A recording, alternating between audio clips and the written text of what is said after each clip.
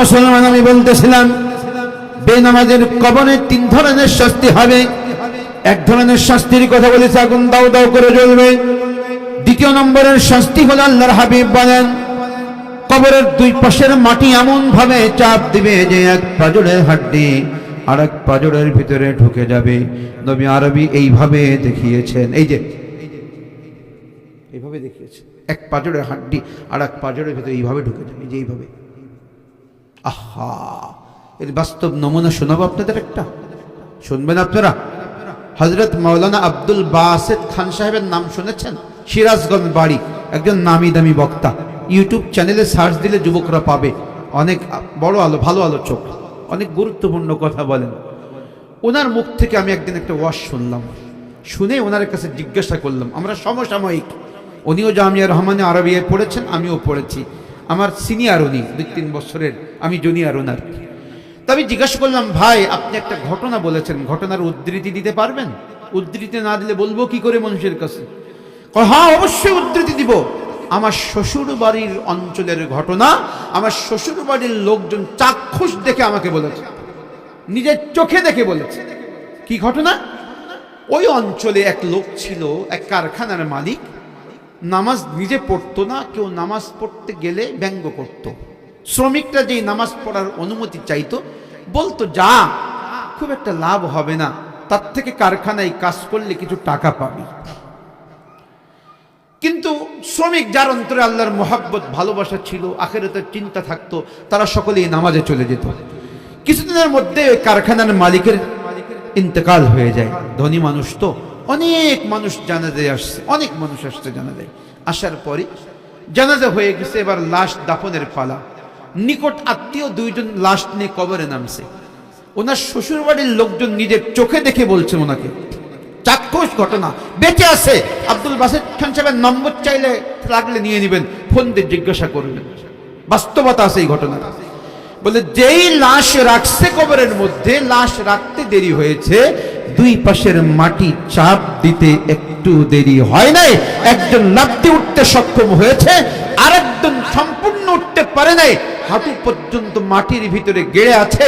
2 পাশের মাটি চেপে ধরেছে, কোদাল দিয়ে খুন্তা দিয়ে মাটি খনন করে পাও বের করা লাগছে। তত সময় তার পায়ের হাড্ডি গুড্ডিগুলো ভেঙে চুরমার হয়ে গেছে। আল্লাহু আকবার, আল্লাহু আকবার।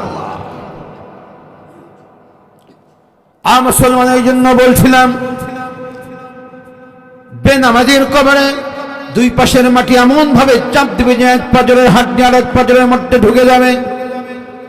এই জন্য নামাজ ছাড়বেন। বলেন, মিনহা খালাকনাকুম ওয়া ফিহা নুঈদুকুম ওয়া মিনহা নুখরিজুকুম তারাতান উখরা। আল্লাহ বলেন, মাটি থেকেই তোমাদের সৃষ্টি করেছে, মাটি হতে সৃষ্টি করেছে। হ্যাঁ, আমাদের আদি পিতা আদম আলাইহিস সালামকে তো মাটি দ্বারাই বানিয়েছে। আমরাও মাটির নির্যাসে তৈরি। আমার আপনার মায়ের পেটে বাবার মনি বীর্য নির্গত হয়, পতিত হয়। বীর্য তৈরি হয় কিসের থেকে?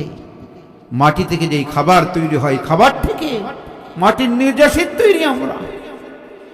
এছাড়াও তাফসীরের কিতাবের মধ্যে দেখেছি, প্রত্যেকের সৃষ্টির সময় তার নাভির কাছে যেখানে তাকে দাফন করা হবে, ওই জায়গায় একটু মাটি নিয়ে লাগিয়ে দেওয়া হয়। আল্লাহু আকবার বলবেন দেখতে। আল্লাহ রাব্বুল আলামিন বলতেছেন, আমরা মাটি থেকেই তৈরি, আমাদের আল্লাহ তাআলা মাটি থেকে সৃষ্টি করেছে।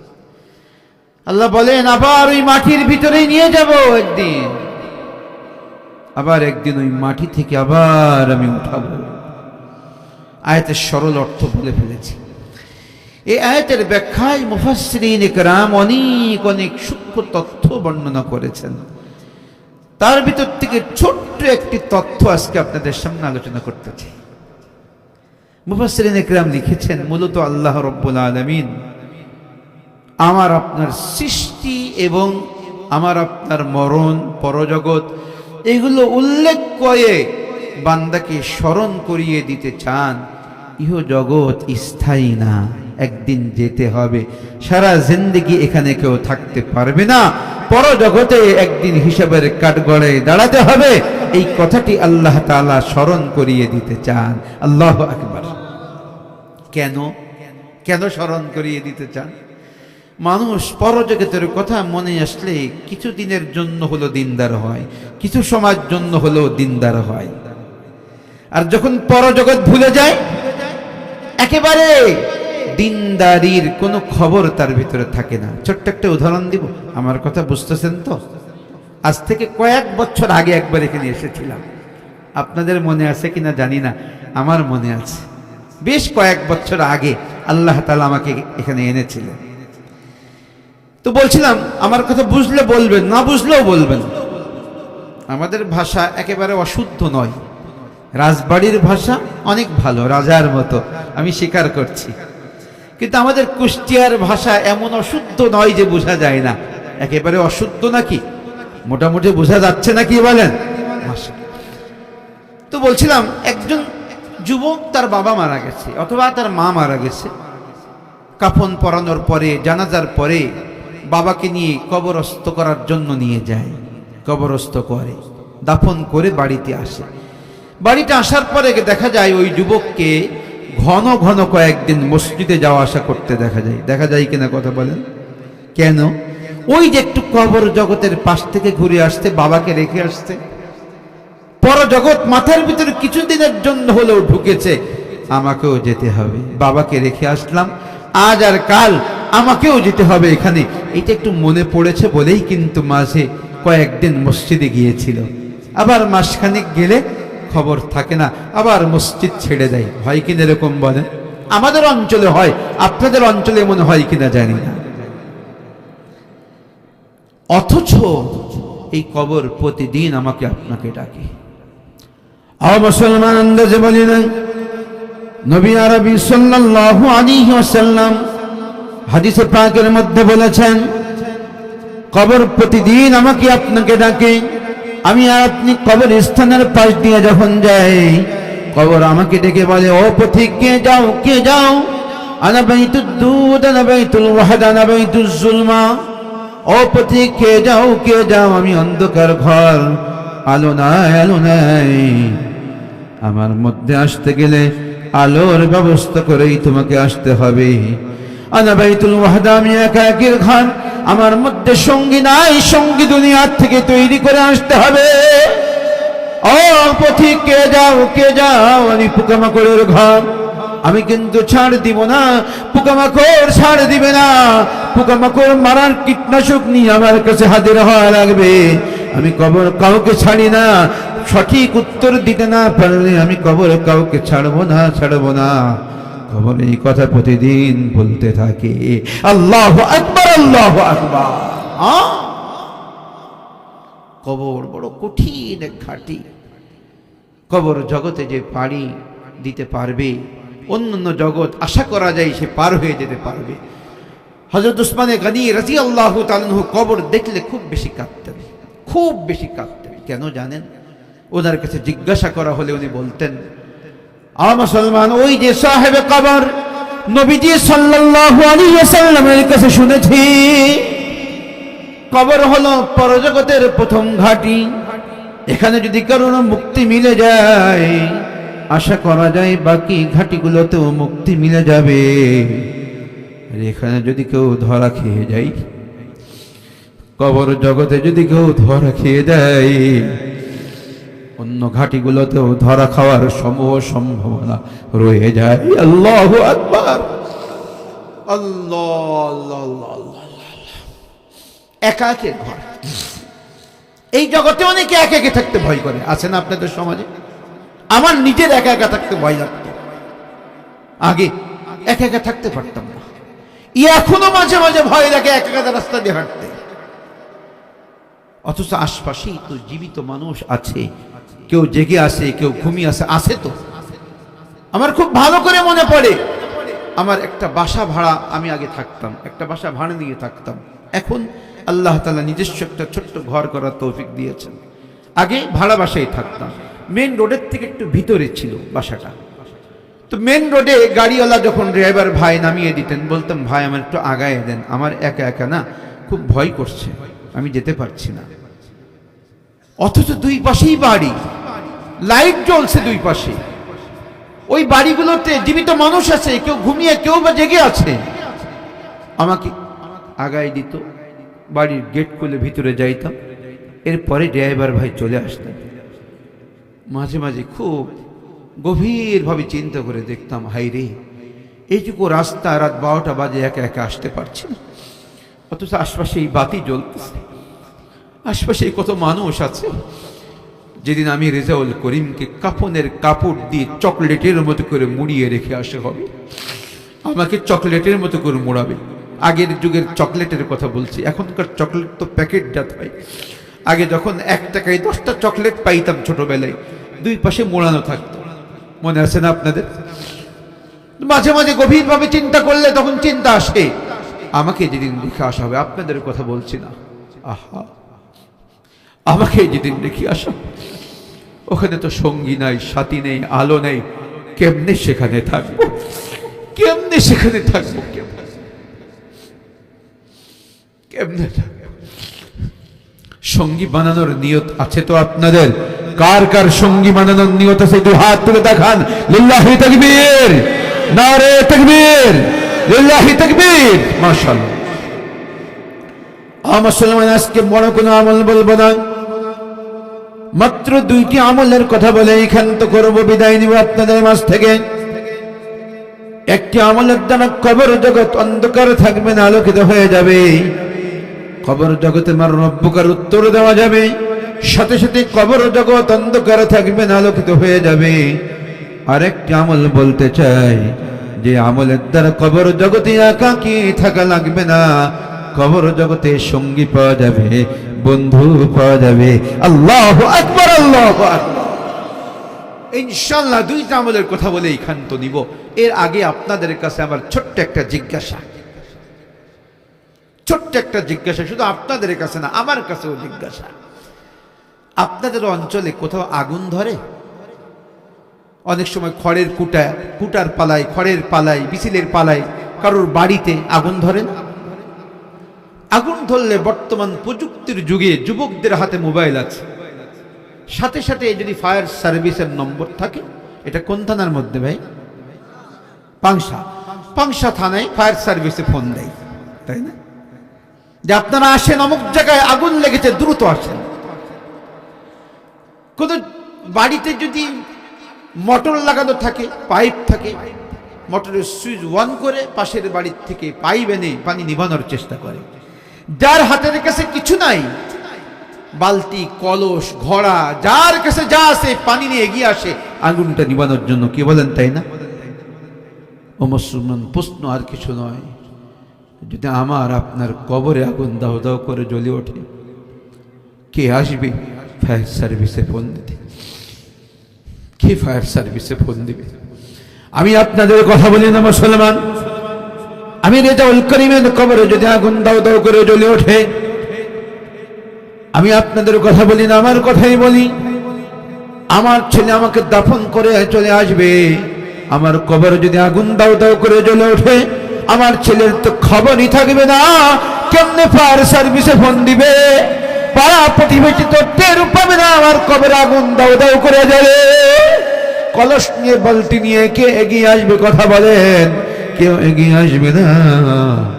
আমার কবরের আগুন নিভানোর চেষ্টা আমাকে দুনিয়ার থেকে করে যেতে হবে। আল্লাহু আকবার, আল্লাহু আকবার। আমি একবার মাহফিলে যাচ্ছি, একদিন আমার গাড়ির এক ড্রাইভার, এই ভাই না, আজকে যিনি আসছেন, রনি নামে একটা ড্রাইভার ছিল।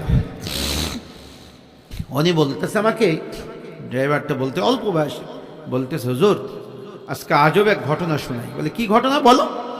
বলে হুজুর আজকে আমাদের পাশের বাড়ি আগুন লেগে গেছে, পাশের বাড়ি আগুন লেগে গেছে, মিরপুর থানার মধ্যে পাশেই থানা, 10 মিনিটের রাস্তা। ফায়ার সার্ভিসে ফোন দেওয়া হলো, আসতে 1 ঘন্টা দেরি করছে। কুটার পালা, পোয়ালের পালা পুড়ে শেষ। আমি ওরে বোঝানোর, আমি জানতাম ঠিক মতো নামাজ পড়তো না, মাঝে মাঝে ওকে নিতাম, সব সময় না, মাশাআল্লাহ আমাদের বর্তমান জেনার গাড়িতে আসছেন, 5 ওয়াক্ত নামাজ পড়ে আলহামদুলিল্লাহ। আমি আজকে শুনতে পেয়েছি আপনারা অনেকে 5 ওয়াক্ত নামাজ ধরেছেন, আলহামদুলিল্লাহ, খুব ভালো। কিছু যুবকরাও মেহনত করছে, শুনে খুব অন্তরটা ভরে গেছে আমার, খুব ভালো। নবীজি ফজরের নামাজের সময় যাওয়ার সময় মানুষকে ডেকে যেতেন, এই তোমরা উঠো নামাজে আস। কাউকে কাউকে নিজের পা দ্বারা আঘাত করতেন, নাড়া দিতেন, এই ওঠো নামাজে আস, এইভাবে আঘাত ডেকে দিতেন। যাক, আমি ওই যুবককে বলতেছি, যুবক তুমি তো ঘটনা শোনাচ্ছ, বিস্মিত হচ্ছ, আসতে দেরি করেছে। আমি তোমাকে ছোট্ট একটা প্রশ্ন করি, তুমি মারা গেলে তোমার কবরে যদি আগুন দাও দাও করে জ্বলে ওঠে, কি করবা? কে ফায়ার সার্ভিসে ফোন দিবে? হুজুর কি বলেন? হ্যাঁ। আমি বললাম, ও ভাই রানী, আমি যতদূর জানি তুমি তো ঠিক মতো নামাজ আদায় করো না, নামাজ পড়তে চাও না, নামাজ ঠিক মতো আদায় করো না।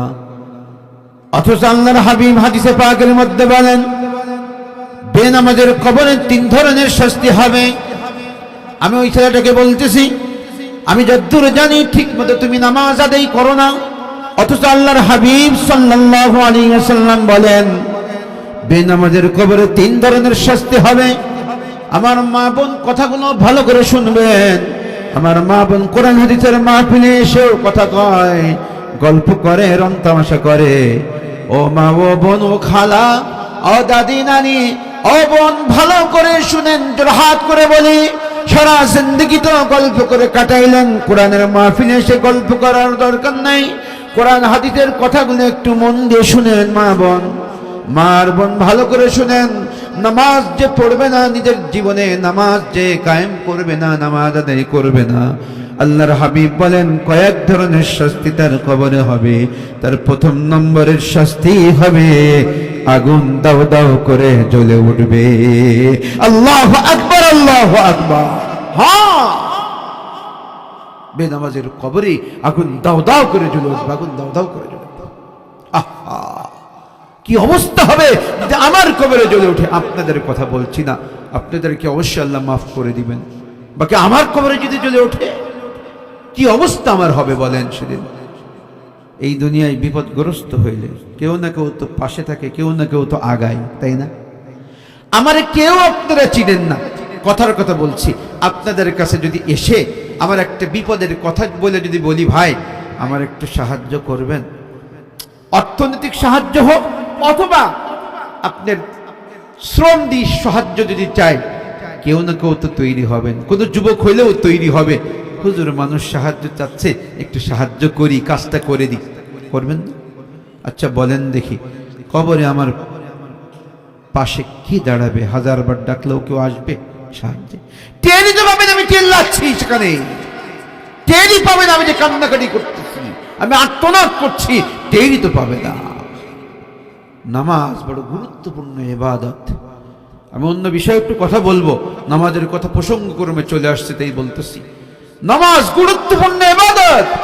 নামাজের কথা নবী করিম সাল্লাল্লাহু আলাইহি ওয়াসাল্লাম কোন মুহূর্তে বলেছেন জানেন? নামাজের গুরুত্ব বোঝানোর জন্য একটা হাদিস শোনাই, শুনবেন আপনারা? কারা কারা শুনবেন? 2 হাত তুলে দেখান তো একটু। লিল্লাহি তাকবীর, লিল্লাহি তাকবীর, নারে তাকবীর। মাশাআল্লাহ, অত্র অঞ্চলের মানুষের আল্লাহর ধ্বনি দেওয়ার আওয়াজ বেশ বড় আছে, মাশাআল্লাহ, আলহামদুলিল্লাহ। অনেক সময় দেখা যায় অনেক অঞ্চলে যায় আমরা, আল্লাহু আকবারের ধ্বনি জোরে হয় না, কিন্তু 1 কাপ চা খাওয়ার পরের ধ্বনি অনেক জোরে হয়।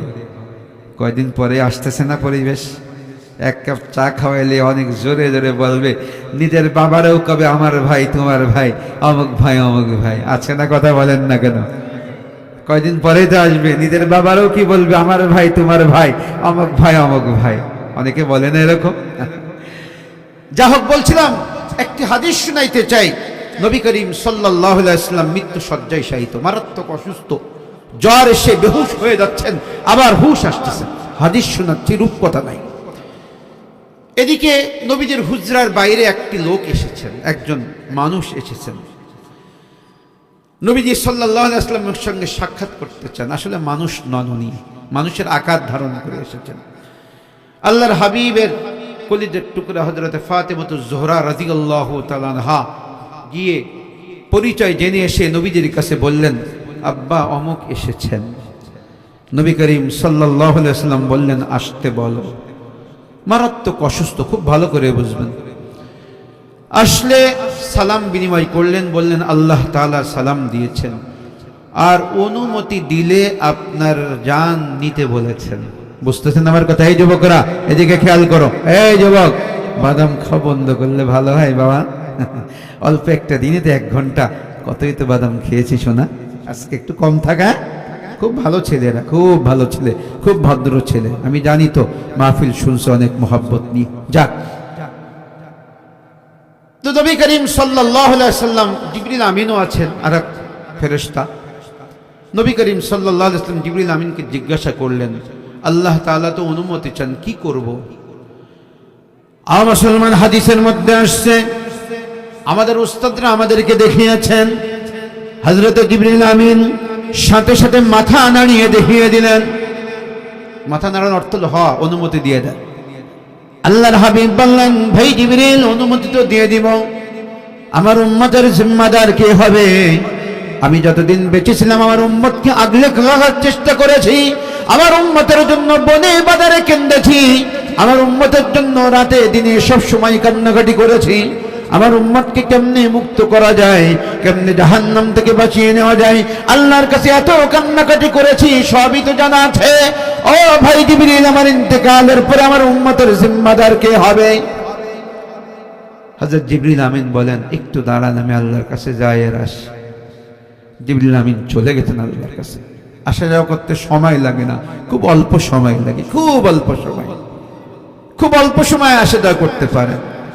আল্লাহর কাছ থেকে ফিরে এসে বলে, ওগো রাসূল, ওগো পয়গম্বর, আল্লাহ তাআলা বলেছেন আমার দোস্তকে চিন্তা করতে নিষেধ করো। আমার দোস্তের ইন্তেকালের পরে আমি তার উম্মতের জিম্মাদার, আমি নিজে আল্লাহ হয়ে গেলাম। সুবহানাল্লাহ, সুবহানাল্লাহ। এই ঠিক এমন মুহূর্তে এই অবস্থা চলছে, জান বের করা হবে, এই সময় নবী করিম সাল্লাল্লাহু আলাইহি ওয়াসাল্লাম কি বলেছেন জানেন? as-salat as-salat wa ma malakat aymanukum, as-salat as-salat wa ma malakat aymanukum। ও আমার উম্মতরা, নামাজকে জলাঞ্জলি দিও না, নামাজ নষ্ট করো না, নামাজকে জলাঞ্জলি দিও না। আল্লাহর হাবিব সাল্লাল্লাহু আলাইহি ওয়াসাল্লাম এই মুমূর্ষ অবস্থায় এই কথাটি বলে গেছেন। মুমূর্ষ অবস্থায় সবথেকে গুরুত্বপূর্ণ কথাটি মানুষ বলে, কোন ব্যক্তি যখন মারা যায়, বড় ছেলেকে ডেকে বলে, বাবা অমুক লোক 10,000 টাকা পায়, দিয়ে দিবা? বাবা আমি চলে যাচ্ছি, তোর মাকে রেখে গেলাম, তোর মায়ের দিকে খেয়াল রাখিস। বাবা অমুক জায়গায় আমার 1,000 টাকা রাখা আছে, নিয়ে আসিস।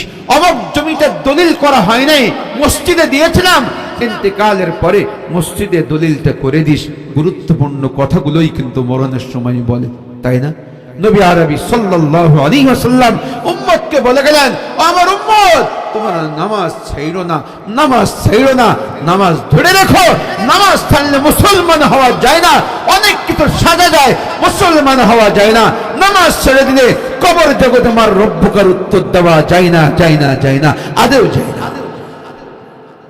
হ্যাঁ, যে নামাজ পড়বে না কবর জগতে আমার রব্বুকার উত্তর দিতে পারবে না। আমার কাছে প্রমাণ আছে, দিব, বলবো, শুনবেন আপনারা? শুনবেন, একটু শুনবেন, কারা কারা শুনবেন? আবার 2 হাত তুলে দেখান, লিল্লাহি তাকবীর, নারায়ে তাকবীর, হাত নামান। দেখেন কবরের ভিতর প্রশ্ন কি হবে বলেন তো? আমি খুব সংক্ষেপে এই কথাটা বলবো। কবরের ভিতর প্রশ্ন কি হবে বলেন তো? মার রব্বুকা, তাই না? তোমার রব কি, এটা প্রশ্ন হবে কিনা? কবরে কি আল্লাহ তাআলা জিজ্ঞাসা করবেন? ফেরেশতারা কি জিজ্ঞাসা করবেন হাল তারিফুল্লাহ, আল্লাহ কি চিনো নাকি? এটা কিন্তু জিজ্ঞাসা করবেন না। আমার কথা বুঝতেছেন আপনারা? আল্লাহর 2-4টি পরিচয় বলো, এটা জিজ্ঞাসা করবেন না। জিজ্ঞাসা কি হবে? নবী আরবি সাল্লাল্লাহু আলাইহি ওয়াসাল্লাম বলে দিয়ে গেছেন, মার রব্বুকা, তোমার রব কি? আমরা কি জানি আমার রব কি? রব সম্বন্ধে ধারণা আমাদের আছে? অনেকেরই নেই, অনেকেরই নেই। রব্বুন আরবিতে এমন একটি শব্দ যার বাংলায় অর্থ করতে গেলেও কমপক্ষে 4টি শব্দ ব্যবহার করতে হয়। কয়টি শব্দ বলেন? কমপক্ষে 4টি শব্দ ব্যবহার করতে হয়। 1 নম্বরের শব্দ হলো, যিনি সৃষ্টিকর্তা তিনিই হলেন রব। আল্লাহ ছাড়া সৃষ্টিকর্তা কেউ আছে? কথা বলেন। একটু কথা বলেন, আল্লাহ ছাড়া সৃষ্টিকর্তা কেউ আছে? নাই, কেউ নেই। দ্বিতীয় নম্বর, যিনি লালন পালন কর্তা তিনিই হলেন রব। দেখেন, লালন পালন শুধু খাওয়ানো পরানোর নাম লালন পালন নয়। এই যে প্রতিদিন আমার শ্বাস প্রশ্বাস ঠিক মতো বের হচ্ছে ঢুকতেছে, এটা কি লালন পালন নয়? করোনার সময় বোঝা গেছিল শ্বাস প্রশ্বাস ঠিক মতো আসা যাওয়া করা কত বড় আল্লাহ তাআলার নিয়ামত। যার করোনা হইতো তার তো এরকম করতো কিনা কথা বলেন? এখনো যাদের হাঁফানি আছে, এটা কি আল্লাহ তাআলার লালন পালন নয়? এই যে খাবারটা খাচ্ছি ঠিক মতো হজম হয়ে পানির অংশ বের হয়ে যাচ্ছে প্রস্রাবের রাস্তা দিয়ে, আর কিছু মল হয়ে বের হয়ে যাচ্ছে, এটাও কি লালন পালন নয়? কথা বলেন।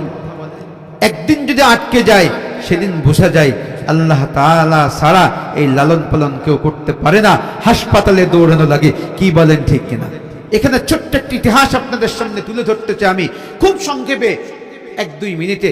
এক অমুসলিমের একটি ঘটনা একটা পত্রিকায় দেখেছিলাম। আল্লামা মুহিউদ্দিন খান রহমতুল্লাহ সম্পাদিত একটা পত্রিকা বের হতো, মাসিক মদিনা। আপনারা নাম শুনেছেন কেউ? অনেক আগে বের হতো মাসিক মদিনা নামে। ওর ভিতরে আমি একটা ছোট্ট ইতিহাস দেখেছিলাম। ইউরোপ কান্ট্রির এক ধনী লোক হঠাৎ একদিন প্রস্রাব বন্ধ হয়ে গেছে, জ্বালা যন্ত্রণা শুরু হয়ে গেছে, ছটফট করতে করতে হাসপাতালে চলে গেছে। ধনী মানুষ তো, আমাদের একটু ব্যথা হলে তো আমরা ওই পাশের বাগলি বাজার অথবা আশপাশের বাজারের একটা বড়ি খাইলে ভালো হয়ে যায়। কিন্তু ধনী মানুষ দেখবেন, ওরা ব্যাংকক না গেলে ওদের হাঁটুর ব্যথা ভালো হয় না, পেটের ব্যথা ভালো হয় না, দেখবেন না? তো ধনী মানুষ হাসপাতালে ভর্তি হয়েছে। ডাক্তাররা পরীক্ষা নিরীক্ষা করে দেখে ওর প্রস্রাবের লাইনে কি জন্য ছোট্ট একটা আটকে গেছে। মেশিনের সাহায্যে ছাড়িয়ে দেওয়া হয়েছে, প্রস্রাব ক্লিয়ার। এবার ডাক্তাররা বিল পেপার হাতে দিয়েছে, বিল পেপার হাতে নিয়ে দেখে 600 আমেরিকান ডলার, মার্কিন ডলার, আমেরিকান টাকা। আর মুসলমান লোকটি বিল পেপার হাতে নিয়ে বলতেছে, ও মাই গড, ওরা তো আল্লাহ বলে না। আর মুসলমান, আপনাদের জানা আছে ধনী মানুষের সঙ্গে কিছু মানুষ থাকে, এমনকি সাংবাদিকরা অনেক সময় চলাফেরা করে ঘুরতে থাকে। নেতা নেত্রী হলেন, এক পর্যায়ে ওই সাংবাদিক ওই ধনী মানুষটাকে জিজ্ঞাসা করতেছে, স্যার আপনার এত টাকা, কারি কারি ডলারের মালিক আপনি, এই মাত্র 600 মার্কিন ডলারের জন্য কেন বলতেছেন ও মাই গড? আপনি যদি এই কথা বলেন, মানুষ তো আপনাকে কি ভাববে, লজ্জায় পড়তে হবে, কেন বলতেছেন ও মাই গড? লোকটি তখন বলে, ও ভাইরা, আমি 600 মার্কিন ডলারের জন্য ও মাই গড বলি না, কারণ 600 মার্কিন ডলার আমার হাতের ময়লা, আমার মিনিটে কামাই হয় 600 মার্কিন ডলার। কেন বলেছি জানতে চাও? তাহলে শুনে নাও। আর মুসলমান, খুব ভালো করে শুনবেন। লোকটি বলে, আজকে আমার একদিনের প্রস্রাবের রাস্তা ক্লিয়ার করার বিল যদি 600 মার্কিন ডলার হয়, জন্মের পর থেকে এখন পর্যন্ত যেই সত্তা একবার দুবার নয়, শত শতবার নয়, হাজার হাজার বার নয়, লক্ষ লক্ষ বার যিনি আমার প্রস্রাবের রাস্তা ক্লিয়ার করে দিয়েছেন, তার বিল কি পরিমাণ হতে পারে, সেই বিল কি আদায় কোনোদিন করার চিন্তা করেছি? আল্লাহু আকবার, আল্লাহু আকবার। লালন পালন কে করেন? কথা বলেন। আল্লাহ। আল্লাহ ছাড়া কেউ লালন পালন করতে পারে না, কেউ পারে না। একদিন যদি আটকে যায়, হাসপাতালে দৌড়ানো লাগে। আবার একদিন হজম না হয়, যদি উপর দিয়েও বের হয়, নিচ দিয়েও বের হয়, হাসপাতালে যাওয়া লাগে, স্যালাইন দেওয়া লাগে, কত ধরনের ঔষধ খাওয়া লাগে। কি বলেন ঠিক কিনা? লালন পালন যিনি করেন তিনিই হলেন রব। দ্বিতীয় নম্বর, রক্ষাকর্তা যিনি, তিনিই হলেন রব। যিনি কি করেন বলেন? রক্ষা করেন। অনেক যুবক বলে, এই যে যুবকরা বসে আছে, মোটরসাইকেল চালায়, মোটরসাইকেল উঠলে তো আর হুশ ঠিক থাকে না। পিক আপ চাপলেই শুধু, পিক আপ টানলেই শুধু কি গাড়ি টানতে থাকে, তাই না? অ্যাক্সিডেন্টের কবলে যখন পড়তে যায়, তখন কয়, হুজুর আজকে 1 মিনিটের জন্য বেশি গেছে। এই এখানে বসেন ভাই, ওদিকে কি, এখানে বসেন ভাই, এখানে আসেন, আপনারা বসেন, মুরব্বী বসেন, ওদিকে যা হয় হোক, এখানে বসেন, ওদিকে যা হয় হোক, ওদিকে দেখার লোক আছে, এখানে বসেন আপনারা। যাক, বলছিলাম, যুবক বলে, আজকে ব্রেক না চাপলে আমার জীবন গেছিল। ব্রেক চাপার ক্ষমতা যুবক তোমার ছিল না, তোমার আঙ্গুলগুলো কষে দিয়েছেন কে? কথা বলেন কে? আল্লাহ। অনেকে কয় আজকে হাত না তুললে হুজুর আমার চোখটা গেছিল। ওই হাত তোলার ক্ষমতা আমার আপনার কারোর ছিল না, আল্লাহ হাত তুলে দিয়েছেন। কি বলেন ঠিক কিনা? রক্ষাকর্তা যিনি, তিনিই হলেন রব। চতুর্থ নম্বর বিধানদাতা যিনি, তিনিই হলেন রব। আল্লাহ তাআলা আমাদের সৃষ্টি করে একটা বিধান দিয়েছেন না?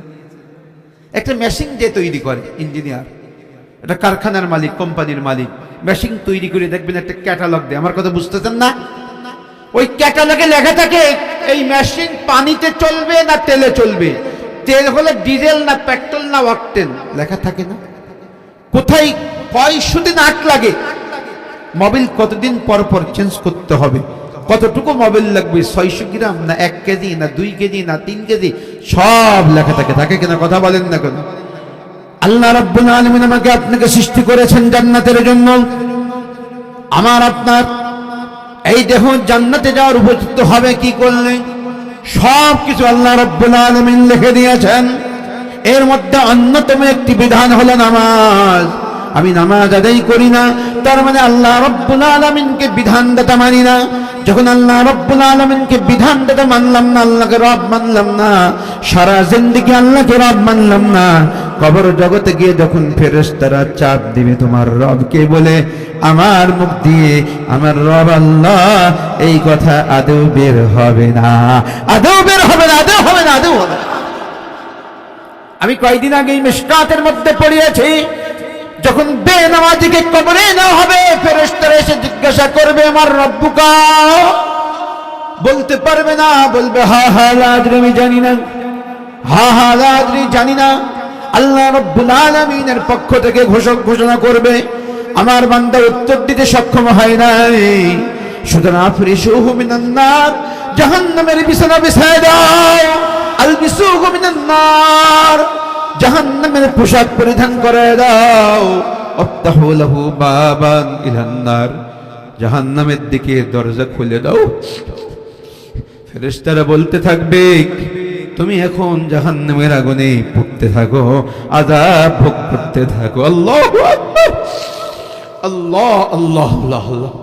অক্ষরে মুসলমান যেই ব্যক্তি মার রব্বুকার উত্তর দিতে পারবে, নামাজ ঠিক আছে, নামাজ ঠিক আছে, আল্লাহর পক্ষ থেকে ঘোষণা হবে আমার বান্দা সত্য সত্য উত্তর দিয়েছে, সুতরাং আফরিশুহু মিনাল জান্নাহ, জান্নাতের বিছানা বিছায় দাও, আলবিসুহু মিনাল জান্নাহ, জান্নাতের পোশাক পরিধান করে দাও, আফতাহু লাহু বাবান ইলাল জান্নাহ, জান্নাতের সঙ্গে সংযোগ তৈরি করে দাও।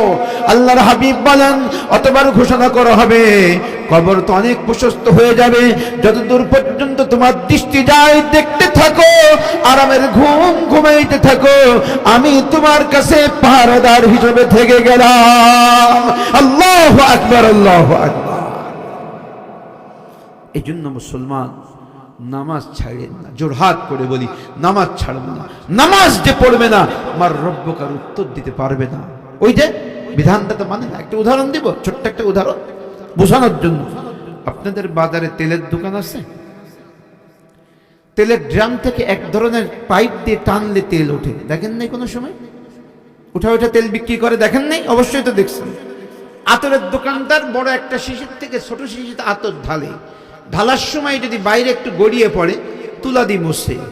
তেলের ড্রামের উপরে কিছু তেল পড়লে ন্যাকড়া দিয়ে, পুরাতন কাপড় দিয়ে, পঞ্চ দিয়ে মুছে রাখে, রাখে না?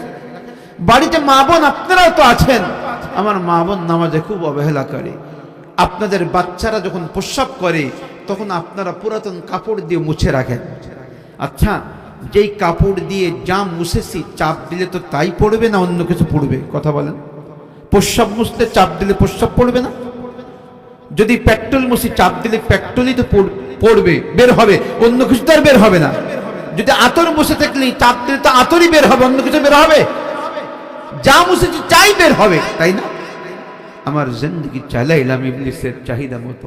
আহারে আহা, জন্মের ঘুম ঘুমাইলাম, লেপের মধ্যে উঠলাম না ফজরে, জহর কাজের মধ্যে চলে গেল, আসর চলে গেল কাজের মধ্যে, মাগরিব গেল মুরগি পাখি গুছাইতে, এশা গেল আবার সিরিয়াল দেখতে। মহিলারা নামাজ পড়তে পারেন, এর জন্য দায়ী কিন্তু আপনারাও, আমরাও দায়ী। ভুল বুঝবেন না আমাকে কেউ, কারণ নামাজ না পড়ার ব্যবস্থা করে রেখেছেন, তো আমরা করে রেখেছি। ঘরের মধ্যে এত বড় একটা, ছোট আনলে তো হয় না, 21 ইঞ্চিতে হয় না, এখন কি 32 ইঞ্চি বা 42 ইঞ্চি এনে দেয়।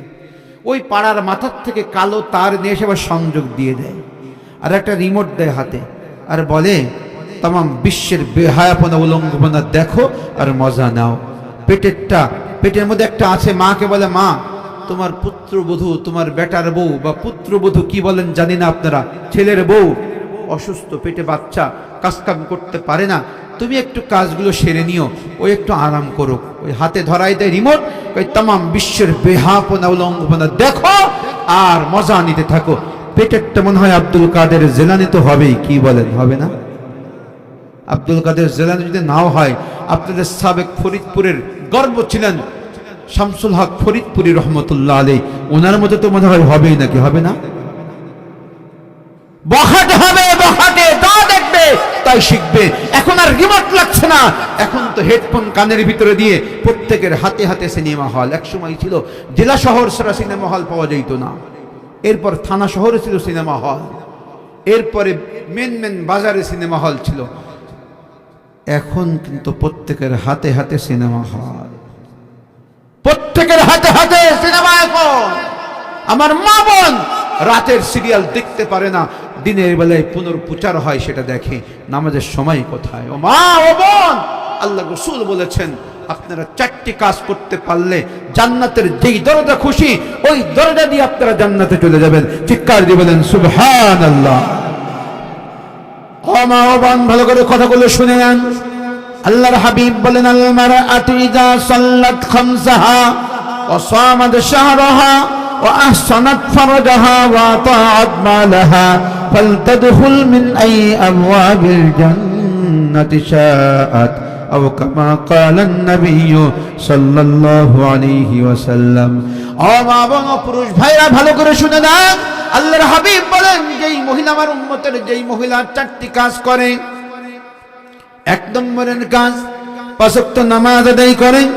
মা বোন নামাজে খুব অবহেলা করে, রোজা রাখতে কিন্তু খুব পটু, না খেয়ে থাকতে খুব পটু, যার কারণে দেখবেন আপনার সাথে একটু গ্যাঞ্জাম বাঁধছে, ভাত না খেয়ে পড়ে থাকে। আপনি যাই ডাকেন, এই অমকের মা আসো খেয়ে নাও, বলছি না খাবো না, আসো, এত রাগ করতে হয় না, কইছি না খাবো না, সারা রাত না খেয়ে পড়ে থাকবে, সকালেও না খেয়ে থাকবে, না খেয়ে থাকতে খুব পটু, এই জন্য রোজা রাখতে পটু, নামাজে অবহেলা করাই পটু। আমার মা বোন রাগ করেন না আমার উপরে, এই কথাগুলো বলছে আপনার আখিরাত সুন্দর করার জন্য। আমাকে কেউ অতিরিক্ত বাহবা দিবে না আপনাদের এই কথা বলার কারণে। আমার পুরুষ ভাইরা অনেকে নামাজ পড়তে চায় না, অথচ ঈমানের পরে সর্বাধিক গুরুত্বপূর্ণ ইবাদত হলো নামাজ। আল্লাহর রাসূল নামাজের কথা বলেছেন, নামাজ হলো দ্বীনের খুঁটি, যেই খুঁটি ঠিক রাখলো দ্বীন ঠিক রাখলো, আর এই খুঁটি যে ভেঙে দিল দ্বীনকে ভেঙে দিল। আল্লাহর রাসূল বলেছেন লাভ তো আছে, লাভের কথা তো বলবো, ঠিক আছে, আমি গুরুত্বের কথা বলছি। নামাজ পড়লে না লাভ আছে। মহিলারা নামাজ যদি আদায় করে 1 নম্বর কাজ। 2 নম্বর কাজ রমজানের রোজা যদি আদায় করে। 3 নম্বর কাজ সতীত্বর হেফাজত যদি করে। মা বোন ভালো করে শুনেন, সতীত্বর হেফাজত করতে গেলে পর্দা রক্ষা ছাড়া সতীত্বের হেফাজত হয় না। 4 নম্বর স্বামীর বৈধ নির্দেশ যদি পালন করে। কি বলেছি? 4 কথাই বলে দিয়েছে।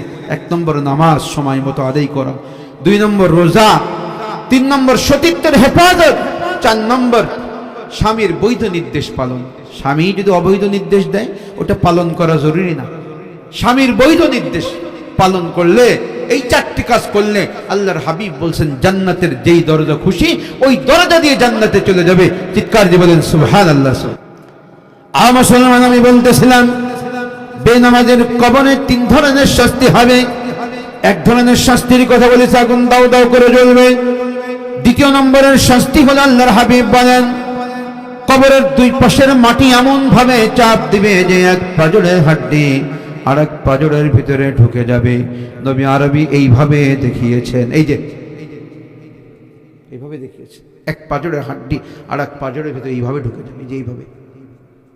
আহা, এর বাস্তব নমুনা শোনাবো আপনাদের একটা, শুনবেন আপনারা? হযরত মাওলানা আব্দুল বাসিত খান সাহেবের নাম শুনেছেন? সিরাজগঞ্জ বাড়ি, একজন নামি দামি বক্তা, ইউটিউব চ্যানেলে সার্চ দিলে যুবকরা পাবে, অনেক বড় ভালো আলোচক, অনেক গুরুত্বপূর্ণ কথা বলেন। ওনার মুখ থেকে আমি একদিন একটা ওয়াজ শুনলাম, শুনে ওনার কাছে জিজ্ঞাসা করলাম, আমরা সমসাময়িক, উনিও জামিয়া রহমানে আরবিয়ায় পড়েছেন, আমিও পড়েছি, আমার সিনিয়র উনি 2-3 বছরের, আমি জুনিয়র ওনার। তা আমি জিজ্ঞাসা করলাম, ভাই আপনি একটা ঘটনা বলেছেন, ঘটনার উদ্ধৃতি দিতে পারবেন? উদ্ধৃতি না দিলে বলবো কি করে মানুষের কাছে? হ্যাঁ অবশ্যই উদ্ধৃতি দিব। আমার শ্বশুর বাড়ির অঞ্চলের ঘটনা, আমার শ্বশুর বাড়ির লোকজন চাক্ষুষ দেখে আমাকে বলেছে, নিজের চোখে দেখে বলেছে। কি ঘটনা?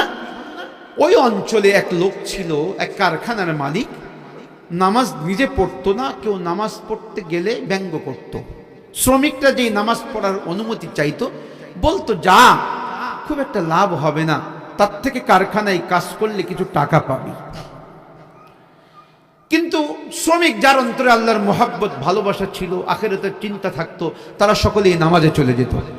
কিছুদিনের মধ্যে ওই কারখানার মালিকের ইন্তেকাল হয়ে যায়। ধনী মানুষ তো, অনেক মানুষ জানাজায় আসছে, অনেক মানুষ আসছে জানাজায়। আসার পরে জানাজা হয়ে গেছে, এবার লাশ দাফনের পালা। নিকট আত্মীয় 2জন লাশ নিয়ে কবরে নামছে। ওনার শ্বশুর বাড়ির লোকজন নিজের চোখে দেখে বলছে ওনাকে, চাক্ষুষ ঘটনা, বেঁচে আছে। আব্দুল বাসেত খান সাহেবের নম্বর চাইলে লাগলে নিয়ে নেবেন, ফোন দিয়ে জিজ্ঞাসা করবেন, বাস্তবতা আছে এই ঘটনা। বলে যেই লাশ রাখছে কবরের মধ্যে, লাশ রাখতে দেরি হয়েছে, 2 পাশের মাটি চাপ দিতে একটু দেরি হয় নাই। একজন লাফতে উঠতে সক্ষম হয়েছে, আরেকজন সম্পূর্ণ উঠতে পারে নাই, হাঁটু পর্যন্ত মাটির ভিতরে গেড়ে আছে। 2 পাশের মাটি চেপে ধরেছে, কোদাল দিয়ে খুন্তা দিয়ে মাটি খনন করে পাও বের করা লাগছে। তত সময় তার পায়ের হাড্ডি গুড্ডিগুলো ভেঙে চুরমার হয়ে গেছে। আল্লাহু আকবার, আল্লাহু আকবার। মুসলমান, এই জন্য বলছিলাম, বেনামাজির কবরে 2 পাশের মাটি এমন ভাবে চাপ দিবে যে এক পাজরের হাড্ডি আর এক পাজরের মধ্যে ঢুকে যাবে। এই জন্য নামাজ ছাড়ব না। আমাদের আম্মা জান হযরত খাদিজা কুবরা রাদিয়াল্লাহু তাআলা আনহা, জান্নাতি রমণী, জান্নাতি রমণী। আল্লাহর হাবিব বলেন, মরণের সময় ও খাদিজা, তুমি জান্নাতে যাওয়ার পরে তোমার সতীনদেরকে আমার সালাম বলবে। হযরত খাদিজা রাদিয়াল্লাহু তাআলা আনহা বলেন, আমার আবার সতীন কই পাইলেন? আমি তো প্রথম স্ত্রী আপনার, আপনি বলছেন সতীনদের সালাম জানাবো। হ্যাঁ, তোমার সতীন আছে জান্নাতে। বলে কেমনে? হয় পৃথিবীতে এমন 2 রমণী ছিল যারা আল্লাহর দ্বীনের জন্য এমন ত্যাগ আর কুরবানি করেছে, যে ত্যাগ আর কুরবানিকে আল্লাহ তাআলা পছন্দ করার কারণে জান্নাতের মধ্যে আমার সঙ্গে বিবাহ দিয়ে দিবেন। চিৎকার দিয়ে বলেন সুবহানাল্লাহ।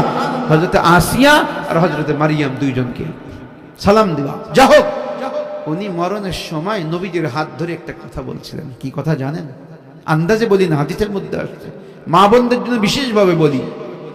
বলছেন, ইয়া রাসূলুল্লাহ সাল্লাল্লাহু আলাইহি ওয়াসাল্লাম, ওগো রাসূল, ওগো পয়গম্বর, প্রাণ প্রিয় স্বামী গো আমার, আপনার কাছে একটা আবেদন। কয়েকটা আবেদন করছিল, তার মধ্যে এটা আরেকটা আবেদন।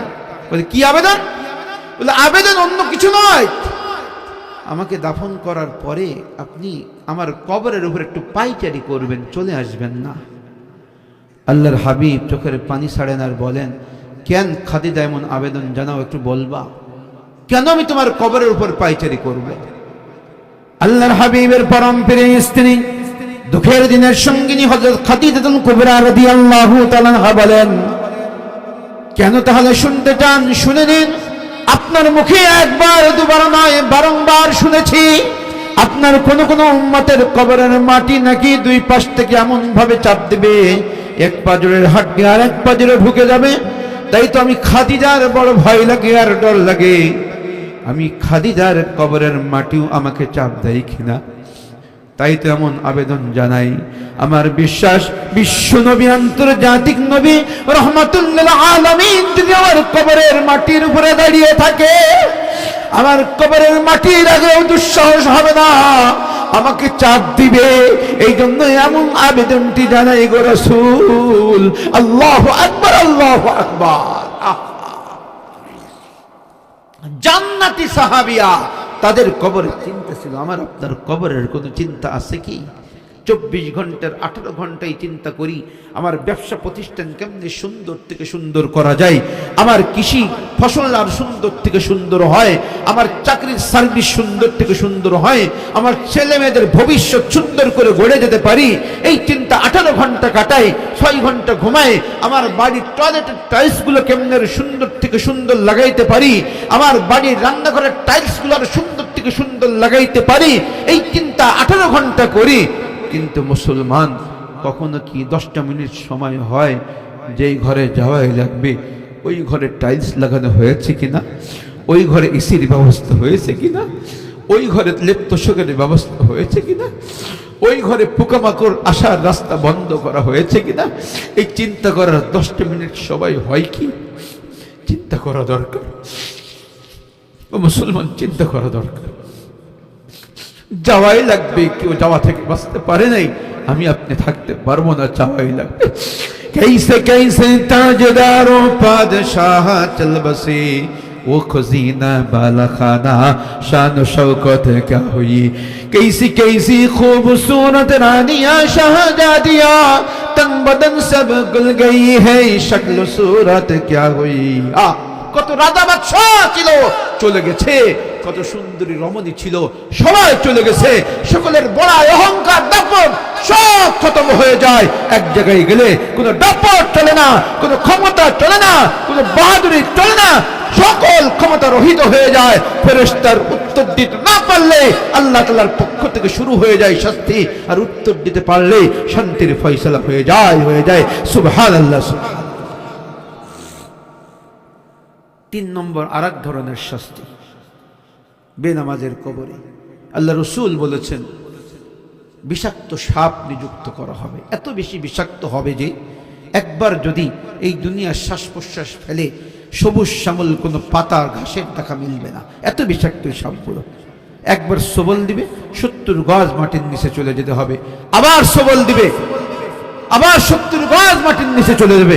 নবী আরবি সাল্লাল্লাহু আলাইহি ওয়াসাল্লাম বলেছেন। আহা, আচ্ছা বলেন তো দেখি, এই জগতে এই যে আমার বাজান এখানে বসে আছেন, রাস্তা দিয়ে যাচ্ছেন, কোনো যুবক যদি দেখে ওনাকে সাপে কামড়াইতে যাচ্ছে, কি করবে? সাপকে মারার চেষ্টা করবে না? করবে কিনা বলেন? পরিচিত হোক বা না হোক মারার চেষ্টা করবে। কিন্তু আমার কবরে যদি সাপ নিযুক্ত হয়, ওই সাপ মারার চেষ্টা কে করবে? কথা বলেন, কেউ আসবে? কেউ আসবে? এই জন্য মুসলমান বলতেছিলাম নামাজ ধরবো কেন? আমি 2টি আমলের কথা বলতে চেয়েছিলাম, মনে আছে তো? একটি আমল অলরেডি আমি বলে শেষ করে ফেলেছি, 2য় নম্বরের আমল বলবো। 1ম নম্বর আমল নামাজ। নামাজের মাধ্যমে কবর জগৎ আলোকিত হবে, নামাজের মাধ্যমে কবর জগতে আমার রব্বকের উত্তর দেওয়া যাবে। 1ম আমল কিন্তু আমার বলা শেষ। 2য় আমল এমন একটি আমলের কথা বলবো যে আমলের দ্বারা কবর জগতের সঙ্গী হবে, আমার বন্ধু হবে, আমার সঙ্গে থাকবে, হাসরে, ফুলসিরাতে, কাঠগড়ায়, সব জায়গায় আমার সঙ্গে থাকবে, কখনোই আমাকে একা রেখে যাবে না। কি আমল শুনবেন আপনারা? কারা কারা শুনবেন একটু হাত তুলে দেখান তো দেখি। লিল্লাহি তাকবীর, লিল্লাহি তাকবীর, নারায়ে তাকবীর। শেষ পর্যন্ত থাকবেন ইনশাআল্লাহ। 2-1 দেখছেন উঠে যাচ্ছে, আসলে উঠতেছে না, ওনারা জোরও ছাড়তে যাচ্ছে, আবার আসতেছে, আমি খেয়াল করছি। গিয়ে সবাই তো দীর্ঘ সময় বসে থাকতে পারে না, প্রস্রাবের প্রয়োজন হয়, কারোর একটু মাজা ব্যথা আছে, হাঁটাহাঁটির প্রয়োজন হয়, যাচ্ছে আবার চলে আসছে, আমি খেয়াল করছি। এই জন্য আপনারা আবার ধোকার ভিতরে না পড়েন, ঠিক আছে কথা?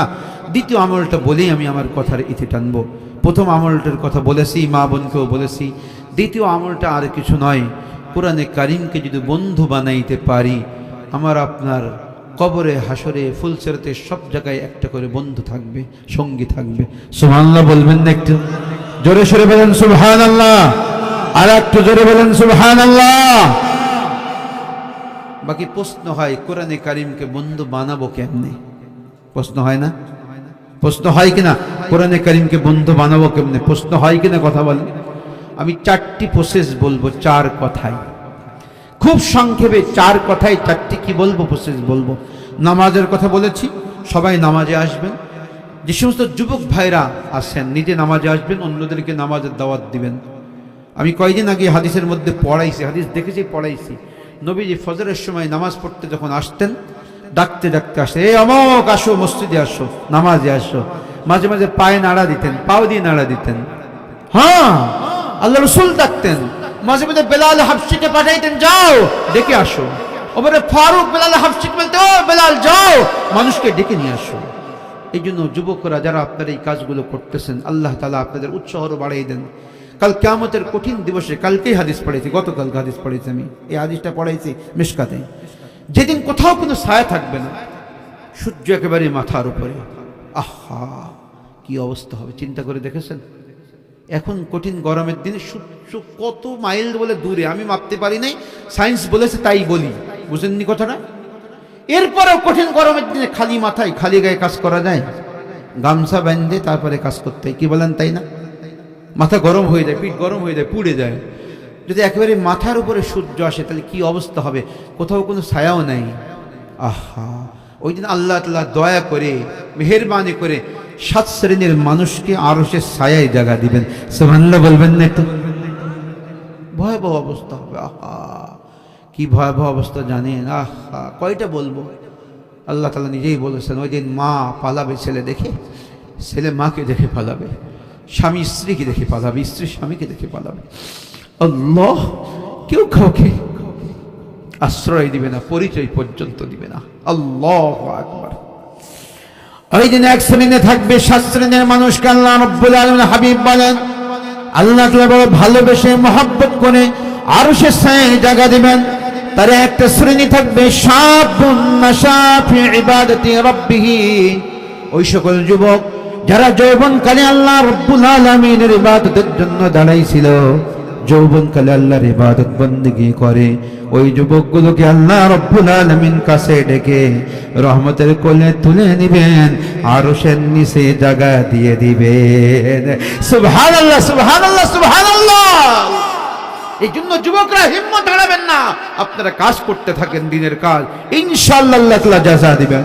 যা হোক, 2 নম্বর পয়েন্ট যেটা বলতেছিলাম, কবরের সঙ্গী হবে কোরআনে কারীমকে বন্ধু বানাইতে পারলে। কোরআনে কারীম বন্ধু হয় 4টি কাজ, কমপক্ষে বলবো, আরো কাজ আছে, 4টি কাজকে আমি সামনে নিয়ে আলোচনা করব। 1 নম্বর, কোরআনে কারীমের তেলাওয়াত করার দ্বারা কোরআনে কারীম বন্ধু হয়ে যাবে। বাকি আফসোস আর আক্ষেপের বিষয় হলো, আমরা অনেকেই আজকে কোরআনে কারীমের তেলাওয়াত পর্যন্ত জানি না। আজকে মাদ্রাসাওয়ালাদের কাছে বিনীত আবেদন করব, আমি মাদ্রাসা কর্তৃপক্ষ অবশ্যই এখানে আছেন, করজোর করে আবেদন করব, ছোট বাচ্চাদের যেমন কোরআনে কারীমের শিক্ষার ব্যবস্থা করেছেন আপনারা, বয়স্ক শিক্ষার একটা ব্যবস্থা আপনারা করবেন। হয়তো বা আছেও, না থাকলে মাদ্রাসা কর্তৃপক্ষের কাছে বিনীত আবেদন করব, আপনারা বয়স্ক শিক্ষার ব্যবস্থা করবেন। আপনাদেরও হাতে পায়ে ধরে বলি, সারাদিন মাঠে ঘাটে কাজ করেন, সারাদিন ভ্যান চালান, অটো চালান, রিক্সা চালান, কোনো আপত্তি নেই, রাত্রেবেলায় আধা ঘন্টা সময় দেন, একটু কোরআন শিখেন। আমি আর আপনি কেমনি আল্লাহর কাছে পরিচয় নিয়ে দাঁড়াবো? আমি মুসলিম, আল্লাহর কালাম আমাকে দিয়েছেন, মুসলমানকে আল্লাহ দিয়েছেন, সেই কালামটা আমি তেলাওয়াত করতেও জানি না, কেমনে পরিচয় দিয়ে দাঁড়াবো আমি মুসলমান? কবরে কেমনে পরিচয় দিব আমি মুসলিম? তাই বলেন। আজকে ও যুবকরা, তোমরা তো কম্পিউটারের কঠিন থেকে কঠিন অপশনগুলো তোমরা জানো। ও যুবকরা, মোবাইলের কঠিন থেকে কঠিন অপশনগুলো তোমাদের রপ্ত জপ্ত থাকে, অথচ আল্লাহর কালাম তেলাওয়াত করতে পারো না। দুঃখ লাগা দরকার, কি বলেন ঠিক কিনা? সবার কোরআনে কারীমের তেলাওয়াত শেখা দরকার, আর যতটুকু পারেন ততটুকু বারবার তেলাওয়াত করুন। কিচ্ছু পারেন না, ফজরের নামাজের পরে সূরা ফাতিহা জানেন না? জানেন না সূরা ফাতিহা? আলহামদুলিল্লাহি রাব্বিল আলামিন জানেন না? সূরা ইখলাস জানেন না? কুল হুয়াল্লাহু আহাদ আল্লাহুস সামাদ, এটা পড়ুন। 10 বার সূরা ইখলাস পড়লে আল্লাহর রাসূল বলেছেন জান্নাতে একটি বালাখানা তৈরি হয়। চিৎকার দিয়ে বলেন সুবহানাল্লাহ। এক সাহাবী দাঁড়িয়ে বললেন, ওগো রাসূল, ওগো পয়গম্বর, আমি যদি 20 বার সূরা ইখলাস পড়ি, নবী আরবি বলেন 2টি বালাখানা জান্নাতের মধ্যে হবে। হযরত ওমর ফারুক রাদিয়াল্লাহু তাআলা দাঁড়িয়ে বললেন, ওগো রাসূল, ওগো পয়গম্বর, আমি যদি 30 বার সূরা ইখলাস পড়ি তাহলে কি হবে? আল্লাহর হাবিব বলেন 30 বার সূরা ইখলাস পড়লে 3টি বালাখানা জান্নাতের মধ্যে তৈরি হবে। চিৎকার দিয়ে বলি সুবহানাল্লাহ। এজন্য মাঝে মাঝে কিছু কিছু তেলাওয়াত করব। যুবক ভাইরা, কোরআনে কারীমের তেলাওয়াত শিখে তেলাওয়াত করবেন, মুরব্বি বাজানরাও তেলাওয়াত করবেন। ফজরের নামাজের পরে কোরআনে কারীমের তেলাওয়াত করা যায় না? চায়ের স্টলে বসে ঘন্টাকে ঘন্টা সময় কাটানোর সময় আমাদের হয়, কিন্তু 10টা মিনিট সময় কোরআনে কারিমের তেলাওয়াতের জন্য আমাদের সময় হয় না। কি বলেন ঠিক কিনা? কি বলেন ঠিক কিনা? হয় না আমাদের অনেক সময়। অথচ কোরআনে কারিমের তেলাওয়াত জানা দরকার, তেলাওয়াত করা দরকার। আর 3টা প্রসেস বলবো, বেশি না, 3টা প্রসেস। দ্বিতীয় নম্বরের প্রসেস হলো কোরআনে কারিমের তেলাওয়াত মাঝে মাঝে শোনা। এখানে হেফজখানা আছে, এখানে কোরআনের বিভাগ আছে, এখানে মাঝে মাঝে এসে কোরআনে কারিমের তেলাওয়াত শুনবো। কোরআনে কারিমের তেলাওয়াত শোনার দ্বারা কি হয় জানেন? অন্তরে হেদায়েতের নূর পয়দা হয়, হেদায়েত টেনে আনে। ওমর ফারুক রাদিয়াল্লাহু তাআলা আনহু নবীজি সাল্লাল্লাহু আলাইহি ওয়াসাল্লামের মাথা আনতে যাচ্ছিলেন, প্রতিমধ্যে সংবাদ পেলেন বোন আর ভগ্নিপতি ইসলাম গ্রহণ করেছে। বোন আর ভগ্নিপতির ঘরে গেলেন, সেখানে গিয়ে কোরআনে কারিমের কিছু আয়াতের তেলাওয়াত শুনেছিলেন। নবীজির দোয়া যেমন ছিল, ওই তেলাওয়াত শোনাটা ওনার হেদায়েতের কারণ ছিল। এই জন্য আমরাও মাঝে মাঝে কোরআনে কারিমের তেলাওয়াত শুনবো ইনশাআল্লাহ। তেলাওয়াত শুনলে হেদায়েত টেনে আনবে ইনশাআল্লাহ, হেদায়েত চলে আসবে আমার মধ্যে, হেদায়েতের আকর্ষণ তৈরি হয়। কোরআনে কারিমের তেলাওয়াত শোনার এত বরকত, এত বরকত, এত বরকত। কিন্তু আমরা ইমাম সাহেব যখন একটু কেরাত লম্বা পড়ে, তখন আর আমরা ধৈর্য ধরে রাখতে পারি না, বলি হুজুর এত লম্বা কেরাত পড়েন কেন, একটু ছোট কেরাত পড়তে পারেন না? অথচ ওই মানুষগুলো দেখবেন ফুটবল খেলার ম্যাচ 90 মিনিট দাঁড়িয়ে দাঁড়িয়ে দেখে, কোনো অসুবিধা হয় না, কোনো সমস্যা হয় না। কিন্তু ইমাম সাহেব কেরাত একটু লম্বা পড়াইলে তখন অসুবিধা হয়ে যায়, হুজুর এত সময় দাঁড়ায় থাকতে পারি না, একটু ছোট কেরাত ধরতে পারেন, বলে না, আসেন। অথচ কোরআনে কারিমের তেলাওয়াত শুনলেও লাভ। আল্লাহর নবীকে আল্লাহ তাআলা নিজে নির্দেশ দিয়েছেন আপনি তেলাওয়াত শুনেন। হযরত উবাই ইবনে কাব রাদিয়াল্লাহু তাআলা একদিন তেলাওয়াত করছেন, নবীজি সাল্লাল্লাহু আলাইহি ওয়াসাল্লাম হাজির হয়ে গেছেন। এসে বলে তুমি তেলাওয়াত করো, আমি শুনবো। হযরত উবাই ইবনে কাব তেলাওয়াত বন্ধ করে দিলেন। কই আপনার উপরে কোরআন নাজিল হয়েছে, আপনাকে আমি তেলাওয়াত শোনাবো, এই দুঃসাহস আমার নাই। তখন আল্লাহর নবী সাল্লাল্লাহু আলাইহি ওয়াসাল্লাম বলে, এই আল্লাহ তাআলা আমাকে বলেছেন তোমার তেলাওয়াত শুনতে। তখন হযরত উবাই ইবনে কাব রাদিয়াল্লাহু তাআলা বলেন, আল্লাহ তাআলা কে আমার নাম ধরে বলেছেন নাকি? আল্লাহর হাবিব সাল্লাল্লাহু আলাইহি ওয়াসাল্লাম বলেন, ও উবাই ইবনে কাব, আল্লাহু সাম্মাকা, আল্লাহ রাব্বুল আলামিন তোমার নাম ধরে তোমার তেলাওয়াত শুনতে বলেছেন, তাই তো তোমার কাছে হাজির হয়ে গেছি। উবাই ইবনে কাব রাদিয়াল্লাহু তাআলা তেলাওয়াত করা শুরু করলেন। আল্লাহর হাবিব মন ভরে তেলাওয়াত শুনলেন। এই জন্য মাঝে মাঝে কোরআনে কারিমের তেলাওয়াত শোনা দরকার। এর দ্বারাও কোরআনে কারিম বন্ধ হয়ে যাবে ইনশাআল্লাহ। চেষ্টা করবো তো ইনশাআল্লাহ, নাকি? আর 2টি প্রসেস, আর অল্প একটু সময় দেওয়া যাবে না আমাকে? কি বলেন? আপনারা কাজ কামের মানুষ, আমি জানি, দীর্ঘ রাত ওয়াজ করা আমিও পছন্দ করি না। আর অল্প সময় আর 2টা প্রসেস বলেই আমি বিদায় নেব ইনশাআল্লাহ। 3 নম্বরের প্রসেস হলো কোরআনে কারিমকে খুব ইজ্জত করা, সম্মান করা। আমরা অনেকেই কোরআনে কারিম ইজ্জত সম্মান করতে চাইনি। বিশেষ করে দেখবেন আমাদের গ্রামের মসজিদগুলোতে সব থেকে বেশি অবহেলিত কোরআনে কারিম হয়। মানুষও কি হয়েছে জানি না, আল্লাহর কালাম মসজিদে যায় একেবারে নিউজ প্রিন্টেড যায়, দেখবেন নাই, ভালোটা দেয় না, কিন্তু কম দামিটা দেয়। ওইটা দেওয়ার পরে ইমাম সাহেব মুয়াজ্জিন সাহেব করবে কি, তাকের ভিতরে রেখে দেয়, এক গাদা ময়লা পড়ে। ইমাম সাহেবের জামাও পরিষ্কার, মুয়াজ্জিনের জামাও পরিষ্কার, সভাপতির জামা পরিষ্কার, সেক্রেটারির জামা পরিষ্কার, মুসল্লিদের জামাও পরিষ্কার। অথচ আল্লাহর কালামের উপরে আচমকা হাত দেবেন আপনি, গিয়ে দেখবেন এক গাদা ময়লা আপনার হাতে উঠে আসবে, দেখবেন নাই, এক গাদা ময়লা উঠে আসবে। আমাদের কপাল কেন পুড়ছে আমরা বুঝি না, এই যে ভূমিকম্প কেন হচ্ছে বুঝি না, এইসব কারণে। আল্লাহর কালাম পৃথিবীর সব থেকে দামি জিনিস, ওইটাকে আমরা ইজ্জত করি না। ঘরের ভিতরে প্রাণ থেকে যেখানে সেখানে ইজ্জত করি না। ওর গায়ে একটা জামাও জোটে না, অথচ আমার নাপাকের ডিব্বা জামা জোটে। নাপাকের ডিব্বা না, এখানে খুসা দিলে মলমূত্র বের হবে, অন্য জায়গায় খুসা মারলে রক্ত বের হবে, প্রবাহিত রক্ত, সবগুলোই নাপাক। অথচ আল্লাহর কালাম পুরাটাই পাক। আল্লাহর কালাম পুরাটাই পাক, কিনা কথা বলেন? পুরাটাই পাক, নাপাকের কোনো লেশ মাত্র ভিতর নাই। ওর গায়ে একটা গিলাফ জোটে না, যাও জোটে, কারোর বাপ মারা গেছে, কাফনের কাপড় বেঁচে গেছে, এনে মুয়াজ্জিন সাহেবকে দিয়ে বলে, হুজুর এই কাপড়টুকু বেঁচে গেছে, এইটা দিয়ে কোরআনের গিলাফ বানাই দিয়েন। একটা ভালো কাপড়ের গিলাফ পর্যন্ত জোটে না। আল্লাহর কালামের ইজ্জত করতে চায় না। আল্লাহর কালামের ইজ্জতের অন্তর্ভুক্ত এটাও, যারা আল্লাহর কালাম তেলাওয়াত করে ওদের ইজ্জত করা, ওদের সম্মান করা। এই যে মাদ্রাসার মাসুম বাচ্চাগুলো কোরআন পড়ে, ওদের সম্মান করতে হবে, ওদের ইজ্জত করতে হবে। কোরআনের আলেম যারা, ওদের ইজ্জত সম্মান করলে কোরআনকে ইজ্জত করা হয়, সম্মান করা হয়। ঠিক কার দিয়ে বলেন সুবহানাল্লাহ, সুবহানাল্লাহ। এই জন্য আমরা কোরআনে কারীমের খুব ইজ্জত করব, খুব সম্মান করব। করব তো ইনশাআল্লাহ নাকি? চতুর্থ প্রসেস এটা বলেই শেষ করব। কোরআনে কারীম অনুযায়ী নিজের জীবন চালানো, কোরআনী প্রতিষ্ঠানের পাশে থাকা, কোরআনী প্রতিষ্ঠানের সঙ্গে লেগে থাকা। এই সম্বন্ধে একটি হাদিস শোনাবো আপনাদেরকে, শুনবেন? কারা কারা শুনবেন? দুই হাত তুলে দেখান তো একটু। এই হাদিসটা শুনে আমার কথা দিতে টানি। আপনারা যদি এই হাদিসটা শুনতে চান তাহলে একটু বসেন, অল্প সময় এই হাদিসটা শোনায় কথা দিতে টানবো। নবী আরবি সাল্লাল্লাহু আলাইহি ওয়াসাল্লাম হাদিসে পাকের মধ্যে বলেন, কোন আয়াতের ব্যাখ্যায় বলেন সেটাও বলে দিতে চাই। সূরাতুল বাকারার মধ্যে একটি আয়াত আছে, ওয়া আল্লামা আদামাল আসমাআ কুল্লাহা। সূরা বাকারার মধ্যে প্রথম দিকে এই আয়াতটি আছে। এই আয়াতের ব্যাখ্যায় ইমাম রাজি রহমতুল্লাহ আলাইহি তাফসীরে কাবীরের মধ্যে একটি হাদিস উল্লেখ করেছেন। ওই হাদিসটি শোনায় আমাদের প্রত্যেকের জন্য কাজে লাগবে ইনশাআল্লাহ, প্রত্যেকের জন্য কাজে লাগবে ইনশাআল্লাহ। হাদিসটি হলো এই, নবী করিম সাল্লাল্লাহু আলাইহি ওয়াসাল্লাম বলেন, কাল কিয়ামতের কঠিন দিবসে আল্লাহ তাআলা কোরআনের হাফেজে রব্বানি, আলিম হাক্কানি যারা হবে, কোরআন অনুযায়ী আমল করে জীবন যারা চালাবে, ওদেরকে আল্লাহ তাআলা ডেকে নেবেন। ডেকে নিয়ে আল্লাহ তাআলা বলবেন, তোমরা অনেক পাপও করেছো, তবে আল্লাহ এটাও বলবেন, আমি তোমাদেরকে মাফ করে দিলাম। সুবহানাল্লাহ, আমার ইলম দিয়েছিলাম তোমাদের ভিতরে, এই জন্য আমি মাফ করে দিলাম। মাফ করে দিলাম, জান্নাতের টিকিটও দিলাম, যাও জান্নাতে চলে যাও। হাদিস শোনাচ্ছি, কোনো রূপ কথা নয়।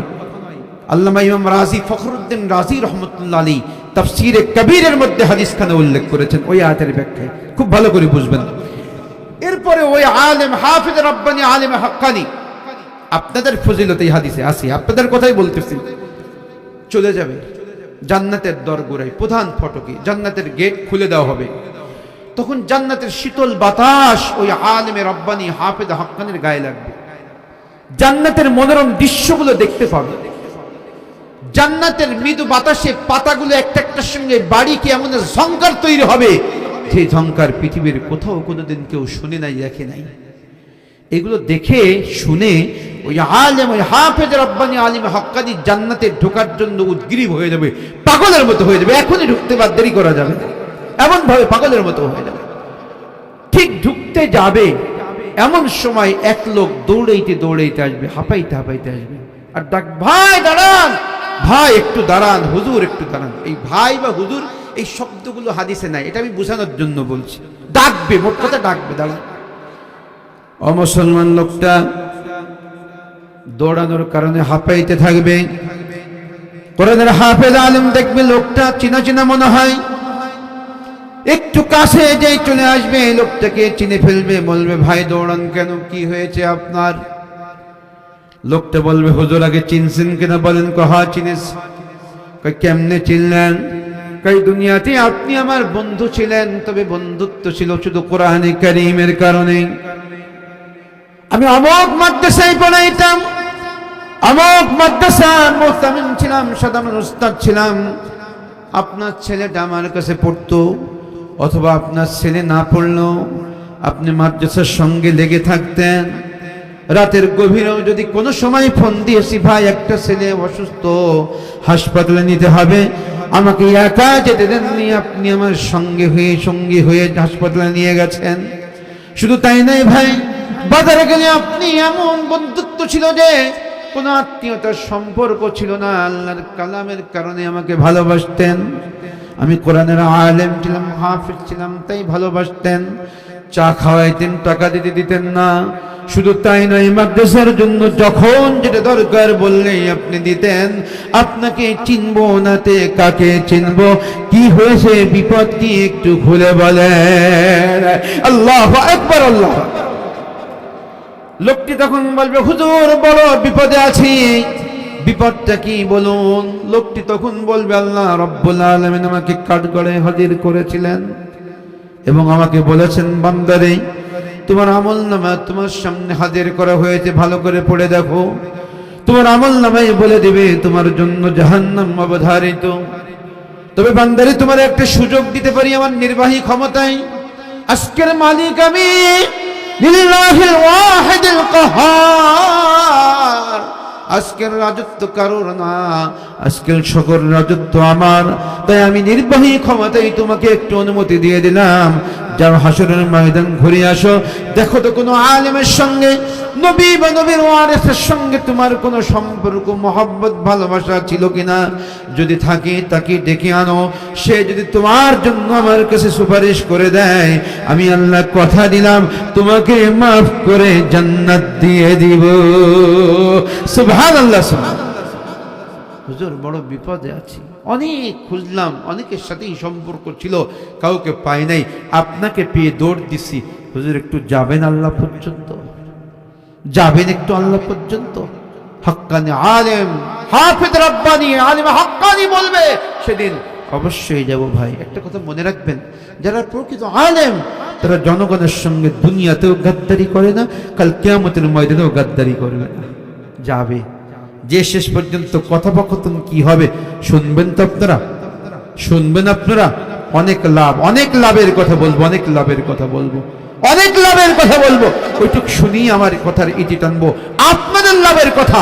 আপনি আলেম হতে পারেন নাই, আপনি হাফেজ হতে পারেন নাই, ও মা বোন, আপনি আলেম হতে পারেন নাই, আপনি হাফেজ হতে পারেন নাই। আপনার জন্য সুযোগ আছে কোরআনে কারীমকে বন্ধু বানানোর। তেলাওয়াত খুব একটা পারেন না, অল্প অল্প তেলাওয়াত করেন, ঠিকই আছে, অল্প অল্প তেলাওয়াত করেন। কোরআনকে ভালোবাসেন, মহব্বত করেন, ইজ্জত করেন। কোরআন মাঝে মাঝে খুলে দেখেন, চোখের পানি ছাড়েন, চোখ দিয়ে পানি ফেলেন, কোরআন দেখেন মহব্বত আর ভালোবাসা নিয়ে, সব ঠিক আছে। আপনিও কোরআনকে বন্ধু বানাইতে পারেন। আপনি যদি কোরআনী প্রতিষ্ঠানকে ভালোবেসে তার সহযোগিতার হাত বাড়িয়ে দেন, আপনিও কোরআনকে বন্ধু বানিয়ে ফেলতে পারবেন। এই কোরআনী প্রতিষ্ঠানগুলো একা একা রেখে জান্নাতে যাবে না, আপনাদের সহকারে নিয়েই জান্নাতে যাবে ইনশাআল্লাহ।